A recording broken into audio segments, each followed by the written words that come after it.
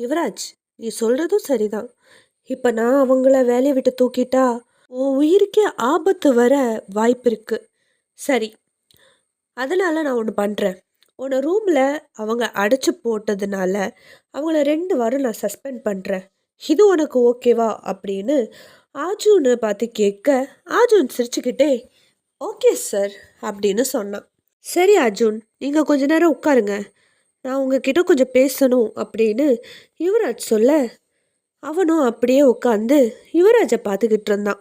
அப்போ யுவராஜ், இங்கே பாரு அர்ஜுன், நான் இப்போ சொல்ல போகிற விஷயத்த நீ எப்படி எடுத்துக்க போகிற அப்படிங்கிறது எனக்கு தெரியாது. ஆனால் இதுதான் உண்மை, நீ ஏற்றுக்கிட்டு தான் ஆகணும். அது ஆ, என்ன அப்படின்னா ஆ, அது அப்படின்னு தயங்க, என்னாச்சு சார்? என்கிட்ட என்ன தயக்கம்? சொல்லுங்க, என்ன விஷயம்? அப்படின்னா ஆஜன்